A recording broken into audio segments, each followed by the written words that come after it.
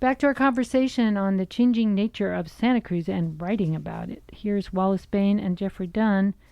Are we seeing another change? I mentioned that we'd all been around long enough to have come in on the tail end of kind of a sleepy retirement community that was still reeling from the building of UC Santa Cruz, but hadn't really totally been affected by its politics yet. Then it started to shift. The city council shifted, the politics shifted, and the culture started to shift because people started, beyond the students and professors, a bunch of people who wanted an alternative lifestyle started to move here. So, Jeff, you've been here longer than both of us. Tell us your perspective on that kind of gradient shift and maybe where you see us now. It's not gradient. It's transitional. And what I want to say is I grew up, honestly, here before you guys got here. And I'm thoroughly elated that it was welcoming to people like you and the two of you specifically. But, the great change came with the university. And likely, I don't know if either of you would be here if that change hadn't happened. That's, a reality. And it changed not only the politics, yes, and Santa Cruz was conservative, but sleepy, I don't think so. There was a heavy jazz scene going on here. Jim and Houston and I used to really argue about that. And one of the reasons I started writing was because, culture didn't come the day that the Merry Pranksters came to Santa Cruz. There was a very rich culture here in advance of that. And I sort of take offense that, working class families like mine was, fishing family, Italian fishing family, Portuguese family, all the different ethnic groups who were living here were kind of viewed as not having culture and being sleepy. There was a Chinatown here, big Filipino community, a very large African-American community on the west side of Santa Cruz that people completely forget about. That was very rich culturally. So there was all this going on. Then the university comes, and, there are a lot of, I have a PhD. I taught up there. I went there. I got 4 degrees up there. I benefited from it coming here intellectually, spiritually, what have you. But there was something here before that. And so that was a big cultural shift. If you allow me like a 30-second rendition of Santa Cruz history, which I wasn't expecting to do. But we had native peoples here, 150 years ago. Native Californians, who we call Ohlone or different names, but that was a very rich culture. And the Spanish colonialists and the Yankee imperialists wiped them out, essentially. Not entirely. There are vestiges of those cultures here. So that was the first great change. Then the gold rush that initiated that. So you have the coming of the missions. Then you have the gold rush that ushers in the Yankee. Then you have World War II, which was had a massive impact on the Pacific Coast and Santa Cruz. And so they came in. And then you have, 20, 30 years later, they call in the university to come. That was that group that brought the university in. And they thought it was going to be a big gold mine for Santa Cruz, and it was, but not like they predicted it. They thought they'd have a Division I football team here, and they didn't. And so that split was really nasty. And now, I mean, let's be candid here. We all have kids. I love you both. Your kids are never going to be able to afford to live here unless some magic happens. Just being candid. And it's hard for us to keep it all together. I mean, So this is a transitional moment. COVID has brought on this invisible economic impetus for housing in this community. And unless we build sufficient affordable housing, which I don't know how we're going to, but Lord knows, it's going to have another impact. All the kids I grew up with at Bayview Elementary, if you look at my elementary school photos, working class Italians, working class Portuguese, Latinos, Filipinos, African Americans. Very few we would call white educated kids going to Bayview Elementary School when I was a kid. Those families and that culture got wiped out by the coming of the university. Gone. Now the next one's going to be gone, and it's really hitting us. And it has to do with Silicon Valley being, 30 minutes away. Yeah, we just had an interview with a woman who had gathered data to show that Santa Cruz came out at the very top of the most remote working communities, the most amenable to remote work. And I said, that publishing that's just going to make it worse because people are going to move here and not really, have to be here. They're here, but they're working somewhere else. So the economy is very different when you have a bunch of remote workers at home. Keep going. I was going to say I'd like to see that. Yeah, it just came out a couple weeks ago, and I did a show about it. But it was interesting because that kind of headline, the best place to work at home and then go exercise outside, was us at the very top of all these towns they had looked at. It's happening in other towns like in Montana, just suddenly after COVID, not. But they're having to leave Montana now because you have to go to work once or twice a week. Yeah. So you have to commute to Silicon Valley once or twice a week, and here's the spot. Yeah, and Tahoe as well. You can basically live in the garden, live in the park here, and commute to work. Yeah. Wallace, do you have a take on this that is, would you like to respond to anything Jeff said? I've been thinking about this a lot, and I think it's fascinating how COVID has put a real punctuation on our culture. It's like the 2010s ended with a boom, and now we're in a new era post-COVID. And I've just been reflecting a lot on generational change in Santa Cruz right now. I mean, I've seen wonderful people that I've known for years pass on lately. Mas Hashimoto, who was just such a wonderful man.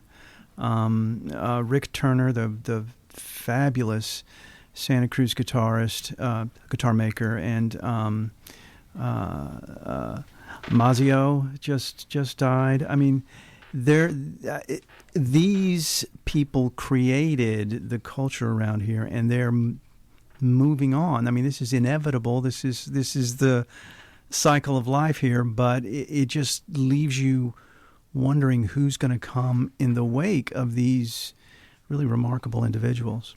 Yeah. And also on top of that, Morgani stepping away, Sleepy John Sandage not operating anymore. I mean, these were mainstays in this community for a long time, and it's leaving a vacuum, and it's be interesting to see what comes into that.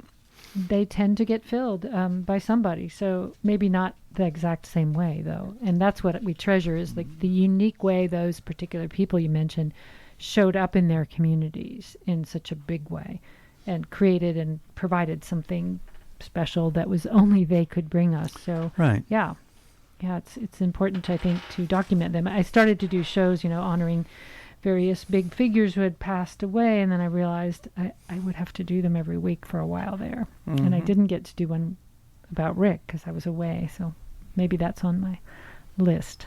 He was here with Henry Kaiser in my studio, one of the first shows I did.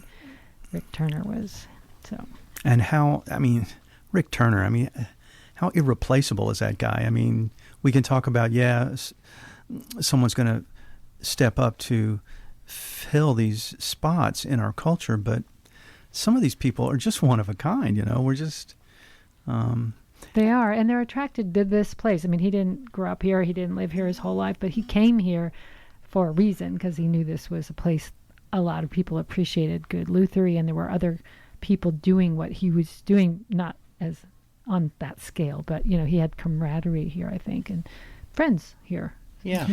And a culture he could operate in. And he could leave L.A., so there's that.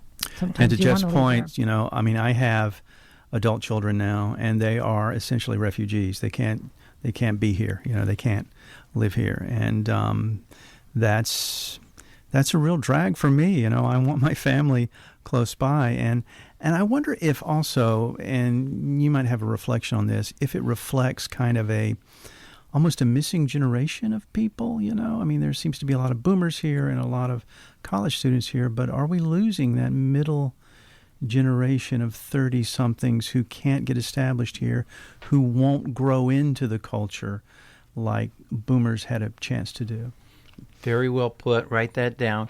That's what's happening. That's clearly what's happening. And you know what's a trip? And this is kind of coming full circle back to the Duke Kahanomoku story. When I was 22 or 23, the same age my son is now, who's living with me, poor kid. He came back because of COVID, right? So I lived with my great uncle because my life had kind of crashed when I was 23. I'd gone to grad school back at Cornell and came back home and worked on the wharf and on the boats, and loved it and realized that that's who I was. I wasn't Cornell grad school law and PhD guy, and suits and ties have never been my thing. But so I lived with Maulio, and Maulio allegedly had raced Kahanomoku in the 50-yard race, the big night, Saturday night at the Plunge. He never claimed that, but Skip Littlefield did, Apocryphal History. It was actually Ernest Kipps who did. But I thought about this driving over here. I probably knew 200 people who were there that night in 1938, and I'm born in 55. But throughout my life, I'd gotten stories about it from all these different people, including Skip. Every Tuesday night, he would drink at the wharf, at a bar on the wharf, when I was in my early 20s. Old-time bartender, Skip would have his cigarette hanging and cut his sark going. And he had this really cool, raspy voice. Jeff, I have to tell you about the great Duke Kahanomoku and his visit to Santa Cruz. And he would go into stuff like that. And then other people would come in who had been there in the 30s. So I would have this really rich texture. Honestly, Rachel, it's easy for me to write this stuff because I had so much of it imbued and loved it so much. I learned to swim in the Plunge. I mean, you know, I have that. It's just so good. But Maulio, God bless him, he was in his 80s.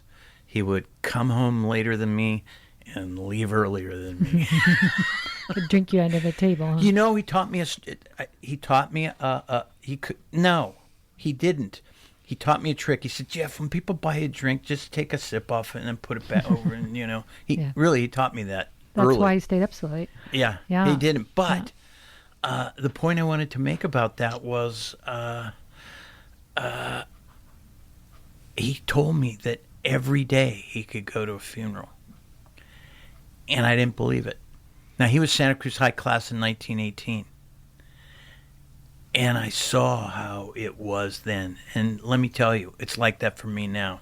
Was he 60 plus at the time or so? When he graduated from high school? No. When he said that to you, that he would go to... He was 80. Yeah. Oh, right. Yeah. Okay. That's what's in your future. But that's for you now because you know all these people that are older than you. And it's been in my entire life. Let me say this. Because in my family, the original immigrants were all born in the 1860s and 1870s. So they were in their 70s and 80s when I was a kid. And I lost my great-grandma. I'll start to cry when I was like real young, and then lost my grandma when I was 16. She was my closest person. I mean, I still hurt over it. So it just happened when you've had this kind of long history here. It just happens all the time. And Wallace's point that we're not going to replace these people, well, we're not going to replace those working class people. That's gone, okay? And the big, great ethnic communities that were here when I was a kid, those are gone, in large part. There's a big Latino, Central American contingent here that's great, but they're being squeezed out too. You know, they have to move 80 miles away to come here to earn their minimum wage. So we're not going to get the kind of artists that came here because Santa Cruz was a mecca for artists, the kind you're talking about, because they can't afford to live here. I mean, frankly, if I hadn't gotten lucky and bought a house here when I was in my early 30s, late 20s, early 30s, I got a chunk of money from a film I made, I wouldn't be here now. And a lot of my friends are leaving. I mean, that's what's happening. If they don't have a place here, how can they afford to live here? It's weird to be watching that when you're sitting here going, what's it going to be like? Do I want to be old here? My kids are far away, as you said. One of them's in Morgan Hill. The other's still in Bonnie Doon. Well, that's close. Morgan Hill's not that far, but No. It feels far. it feels far. It's a short helicopter ride. I when mean, there's traffic. it's over the hill. Hey, Yeah. Joby Energy is coming up with a little taxi. I'll take it over there. Okay. I'm planning on it. My nephew's working on it right now. Oh, cool. Cool. If you can get me to Big Sur, there we go. Hey, they're testing it down at Hunter Liggett. Maybe so. We'll get a hitchhike a ride down there. Not Cemento Road. We can do it. That's right. If you just joined us, this is K-Squid Radio, your local community radio station, and this is what community radio is all about. It's your neighbors, your backyard, and understanding who we are, where we live, and who we live near. And that's always been my goal for this place, is to help us feel more connected to where we are, because we are connected. We might as well see the ways in which we are, and that certainly has become magnified during COVID and the fires. We went on the air in 2019. What were we thinking? And so it's been a wild ride. I think it was the first year PG&E knocked us out for like 2 weeks. Like, okay, what's it going to be next? Okay, I'm sorry I asked, because here it is.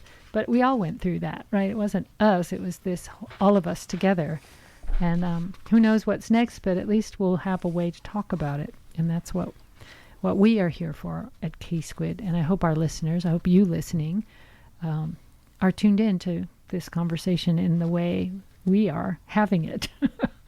And Jeff's looking at a book my mother wrote that was definitely of a place and time, Recipes for Living in Big Sur. She loved public radio and loved writing, especially about local stuff. I mean, that was her whole thing.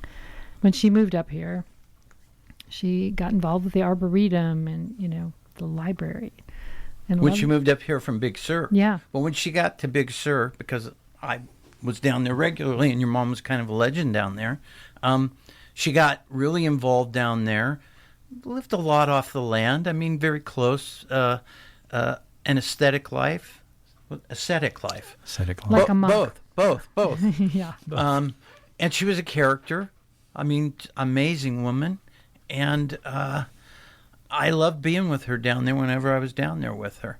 Yeah. She lived the life she wanted to live. She lived it on her own terms. And Absolutely. she had a bunch of maiden aunts that were her kind of role models, who were literary, that were read all the time, and they never married. And after my dad, she never did. She stayed single and very independent as long as she could. Single but mingled, let's say. Yeah. She did have a social life. Yeah. So it's nice to give her a nod. Thanks for bringing her book in. In the short time we have left, about a little bit over 7 or 8 minutes, I wanted to wrap up and talk a little bit about your article, Jeff, and then Wallace about your novel. So let's end there. You have you just referred to it, but I want to reintroduce it because you kind of dove into the deep end, so to speak, of the article. In the Good Times, which is our local weekly, in case you're not familiar, there's an article. It's the front page cover article about Duke Kahanomoku, a fabulous waterman who was famous for being the best swimmer, the best surfer, the best high diver. I think he had a number of medals all over the place, and he became an ambassador really for the ocean as well as for Hawaiian culture. And you do a nice job connecting him to Santa Cruz, which a lot of people don't know. Some people don't know who he is, so you just introduced them to him. But also understanding that he, was in and out of here in important ways, kind of left his mark on our own surf culture. So people should read it, but I wondered if you wanted to add to that anything more than what I just said. Thank you. He is an incredible figure cultural figure, Pacific Rim figure, and probably I want to use the word sort of the seminal figure in the formation of surf culture in the world globally. I mean, he brought surfing to so many places. And again, I had this a link to the story. And there's a picture in there that I have up in my living room. And there's a poster in there that I have up in my living room when Duke came in 1938. And a photo was taken of him and Skip Littlefield. So I heard the stories. Let me say this. I don't want to be too hard on myself, but one of the things that happens when you write a story, and I'd like to hear Wallace's take on this, you only have 2,500 or 3,000 words. There's a limit. And in this case, I had to tell the whole story of him coming to Santa Cruz 3 different times, winning in 3 different Olympics, trying to put his life together. And one of the things, and maybe I'll ask Steve Palopoli if I can write a follow-up. One of the things I didn't get to write about was really the fierce racism that he encountered at various stages in his life. And, you put a history together, and he got to meet King Gustav in Sweden. King Gustav, and I only know this from general reading, was a Nazi sympathizer during World War II. And he also, Jim Thorpe was there in that Olympic, and he got stripped of all his Olympic medals because he had played some semi-pro baseball. It was really a racist attack on Jim Thorpe. So you have these 2 men of color representing the United States, and people were asking if Kahanomoku could really represent the United States because he was a Kanaka, okay, which is, derogatory term toward Hawaiians. So I kind of want to write that story too now. And then I found other little side things that I want to write about. So Steve Palopoli, editor of Good Times, you heard it first here on K-Squid. There's a request for a follow-up article. So go read the article if you didn't pick it up already. It's online as well. And Wallace, you have a novel. You mentioned your literary piece in the Catamaran, but you didn't mention on the air that you're writing a novel. I am going to be publishing a novel, or it's going to be published by Paper Angel Press in December. Oh. And it's called The Founding Daughter, and it's historical sort of satire. It's the conceit is this: it's Philadelphia, 1776, and Thomas Jefferson did not write the Declaration of Independence. It was instead written by a precocious black teenage girl who happened to be a kind of literary savant in the French Enlightenment. So that's kind of the conceit, and they picked it up and are going to publish it in the fall. So congratulations! That must be a great feeling. Yay! It is. You're going to have a release party or something? I hope so. Yeah. Let us know. We'll let listeners know when it happens, and they'll come out and congratulate you. It's interesting to read fiction that's written by a nonfiction writer because, people think of you that way, but I think that's going to be exciting to hear your words turned into some imagined world. Yeah. It'll be fun. Yeah. Do you have another one in your head before? Well, the Catamaran piece that grew out of the Wellstone experience is something I'm working on, and a publisher's kind of interested in that too. So we'll see where that works. That's great. It's what I do on the weekends, for fun. Days. Yeah. Now that your kids are grown, you're just writing, right. writing. Well, that's what we often wanted to do when we were too busy raising kids or working all the time to do is our creative outlet. So good to hear you following your muse. And I've been writing songs. That's my latest. All right. I used to write them all the time, but now I'm back doing it, and it's really exciting. I'm even recording them. That's beautiful. Oh, that's great. It's a new and wonderful thing that I'm trying to make room for, right, in midst of teaching and helping run K-Squid. But you got to do it. You got to do it. That's kind of where I'm at. You get to this point where you look at the number of decades you might have, and you're like, I better get on this now. Yeah. Don't sacrifice sleep, though, Rachel, because we're all at the age where No, we have to do the sleep thing. That's right. Definitely do. So any final words, either of you? We got a couple more minutes before we go to First Person Singular, our individual commentary program.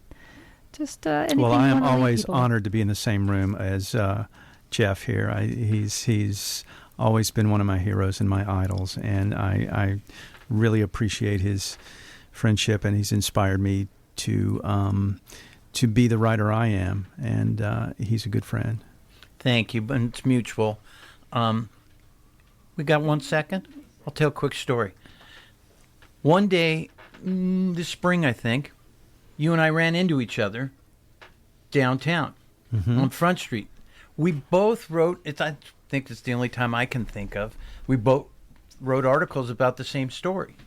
John Silver's film about Joe Schultz, which is a great film, and Joe Schultz, great figure.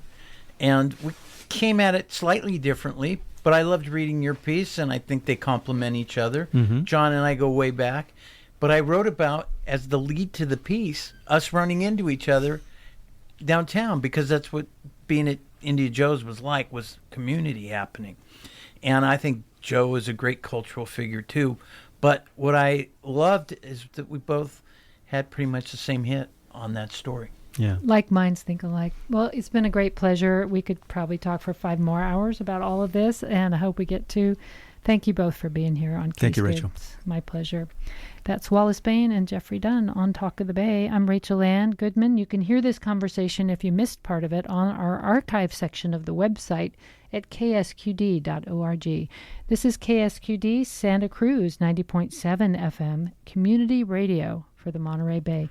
Up next, it's First Person Singular, and after that, The Kooky Side of Crazy with your host, Ryan Althouse.